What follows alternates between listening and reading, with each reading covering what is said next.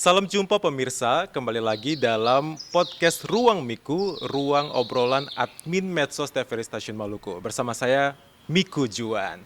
Nah, kali ini kita ada dalam segmen khusus pemilu dalam podcast Ruang Miku, Maluku Cerdas Memilih.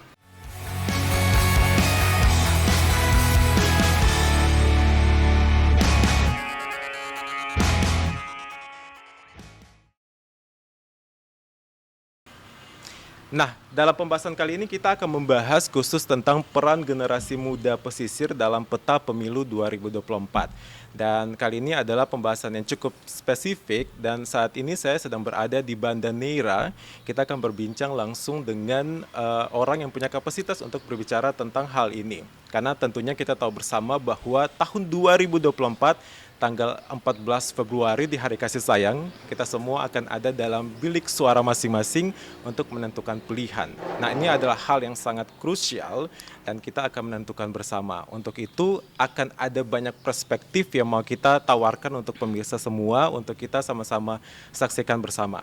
Dalam episode kali ini kita akan bahas tentang peran generasi muda pesisir dalam peta pemilu 2024 dan yang menjadi narasumbernya saat ini sudah ada bersama-sama dengan saya, yaitu Pak Muhammad Miftah Saban, SPD MPD. Halo, apa kabar Pak? Kabar baik, alhamdulillah. Siap. Beliau adalah akademisi dan juga adalah dosen pendidikan bahasa Indonesia dari Universitas Banda Neira. Dan ya seperti yang pemirsa lihat, beliau juga masih muda, jadi kita harapkan juga dapat menjawab apa pandangan dari anak-anak muda hari-hari ini. Dan perlu saya beritahukan disclaimer juga sebelum kita mulai perbincangan ini bahwa Pak Miftah, saya boleh sapa Pak Miftah ya Pak? Ya. Bapak Miftah juga adalah calon legislatif dari Partai Gerindra, Dapil 3 Maluku Tengah, Banda, Tehoru, dan Teluti. Nah untuk itu, tapi kita akan berbicara kapasitas Pak Miftah sebagai seorang akademisi dan juga sebagai salah satu anak muda asli dari Banda Neira. Jadi gimana nih Pak Miftah? Kita akan mulai dengan saya dari pagi ada di Banda Neira dan melihat bahwa alamnya begitu indah, masyarakatnya begitu luar biasa ramah. Nah, dalam pandangan Pak Miftah sendiri sebagai seorang akademisi yang lahir besar dan berkarir di Banda Neira, bagaimana pandangan Pak Miftah terkait dengan kondisi pesisir pulau-pulau kecil yang ada di Kepulauan Banda hari-hari ini? Baik, terima kasih. Saya ingin memulainya bahwa Banda hari ini merupakan apa ya? Kalau mau dibilang nona manis. Nona manis, Ya, asik. nona manis karena Banda akhir-akhir ini menjadi salah satu destinasi penting yang ada di Provinsi Maluku. Terbukti di beberapa bulan terakhir setelah pasca COVID banyak sekali kemudian wisatawan domestik maupun asing yang datang berkunjung ke sini. Bahkan yang biasanya di bulan-bulan Januari Februari itu kurang peminat untuk datang ke Banda karena cuaca, tapi akhir-akhir ini dari awal tahun kemarin banyak sekali yang wisatawan datang berkunjung karena tentunya keindahan alam Banda yang bukan hanya dari darat saja, tapi di laut juga, dan begitu banyak sejarah yang ada di Banda ini. Bukan lagi rahasia ya Pak kalau bicara Banda dan keindahannya kayak gitu. Betul, Nah, betul. kalau profil dari generasi muda di Banda hari-hari ini seperti apa Pak Miftah? Apa pandangan-pandangan terbaru mereka? Iya, anak muda Banda hari ini sudah sangat maju dan berkembang. Saya bilang maju dan berkembang karena banyak anak muda hari ini setelah SMA kemudian mereka sudah berpikir bagaimana kemudian untuk melanjutkan studi, meneruskan studi S1-nya. Beda di zaman-zaman dulu orang masih malas untuk lanjutkan studi, tapi hari ini anak muda sudah begitu peduli dengan pendidikan sehingga banyak dari teman-teman yang setelah selesai SMA, mereka kemudian melanjutkan studi baik itu di Banda sendiri untuk melanjutkan studi di Universitas Banda Neira, atau mereka melanjutkan studi di Ambon, Makassar, dan di Pulau Jawa. Nah, sehingga anak muda hari ini mereka punya istilahnya kecerdasan yang mumpuni, kemudian daya kreativitas yang bagus. Terbukti banyak sekali di Banda ini kemudian anak-anak muda itu membuat komunitas, ya. Di antaranya ada komunitas yang peduli pendidikan, komunitas yang peduli dengan lingkungan, ada komunitas musik, ada komunitas budaya, dan juga ada komunitas hukum. Ini Yes. Berarti memang kreatif dan beragam sekali ya, Pak? beragam sekali. Makanya pemuda Banda hari ini sangat sangat maju sekali. Ya.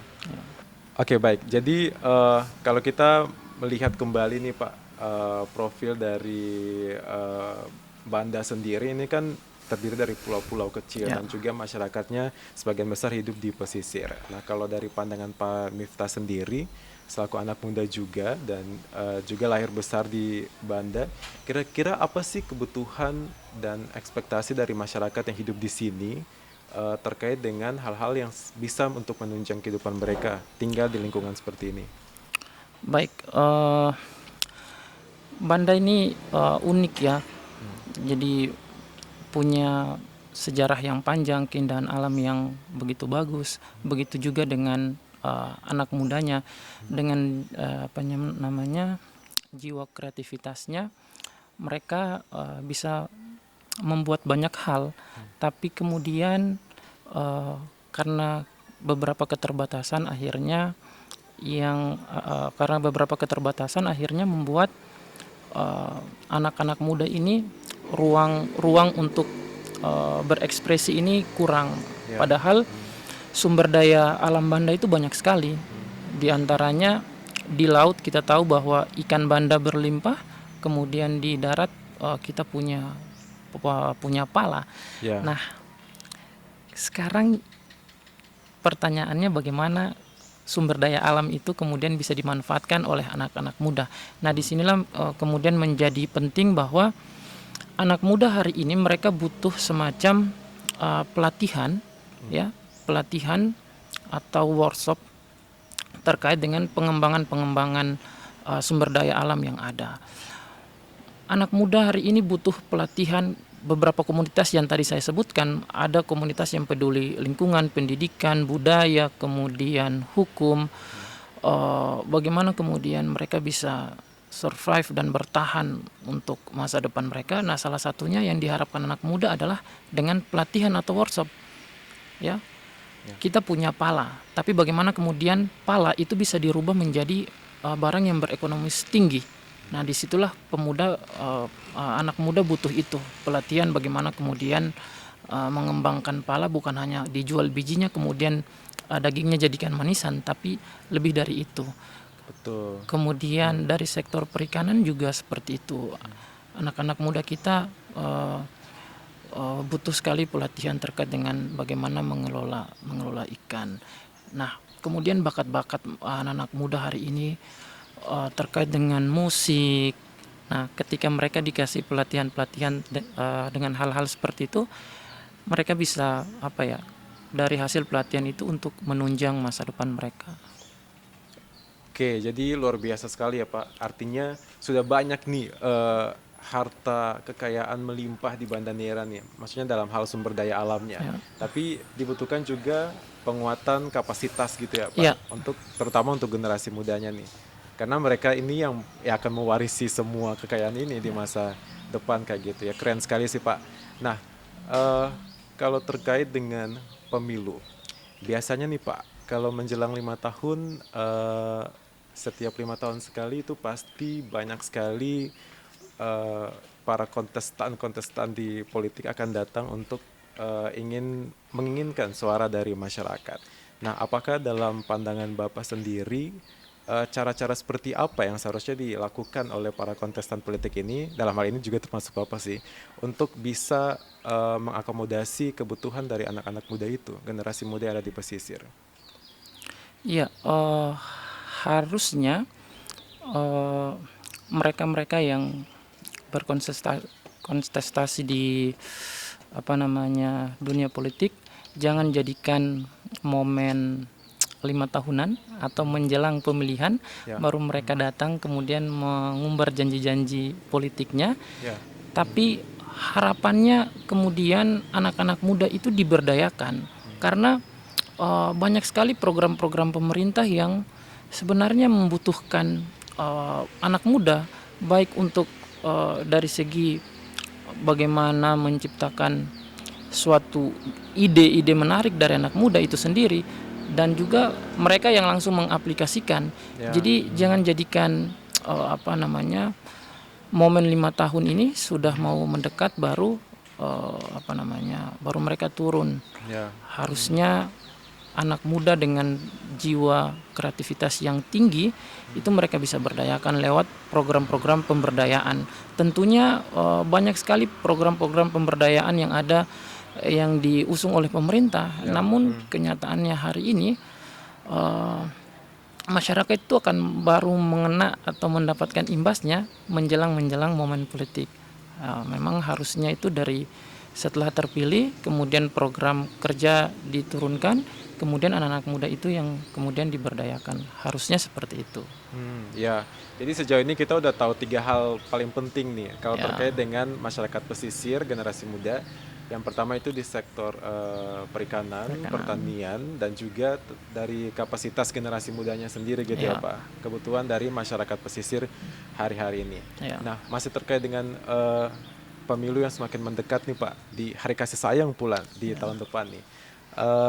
Kira-kira bagaimana cara mempersiapkan anak-anak muda di Kepulauan Banda, masyarakat pesisir untuk terutama para pemilih pemula juga, yang pastinya ada juga dari Banda kan ya Pak, yang baru pertama kali memilih. Kira-kira bagaimana mempersiapkan mental anak-anak muda ini untuk masuk ke dalam pemilu, bahwa ini sesuatu yang sangat penting untuk masa depan mereka juga nih Pak. Ya, saya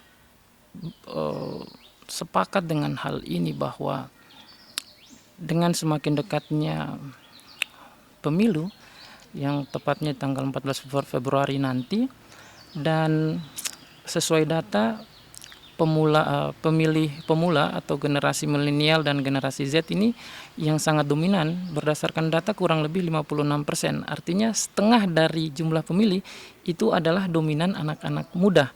Dan banyak juga anak muda yang baru pertama kali melakukan pemilihan ini. Maka pentingnya kita memberikan pendidikan politik kepada mereka bahwa politik ini bukan hanya berbicara terkait dengan orang tua, tapi politik ini juga harus dipahami oleh semua orang, terkhusus orang-orang yang sudah punya hak untuk memilih. Apalagi generasi muda yang baru pertama mengenal politik. Ini harusnya kita sudah dari awal sudah bisa memberikan pendidikan politik bahwa politik itu penting karena satu suara menentukan arah kebijakan 5 tahun ke depan. Makanya siapapun kita harusnya bisa memberikan pendidikan politik yang baik, apalagi kepada pemilih-pemilih pemula yang masih awam, masih dalam tanda kutip masih bodoh terkait dengan politik. Nah, disitulah kemudian pendidikan politik menjadi penting. Oke, siapapun kita harus bisa memberikan pendidikan politik. Betul. Keren sekali. Oke, Pak Miftah, kita akan berbincang lebih lanjut lagi tentang topik ini, dan pemirsa jangan kemana-mana, tetap bersama kami di podcast Ruang Miku.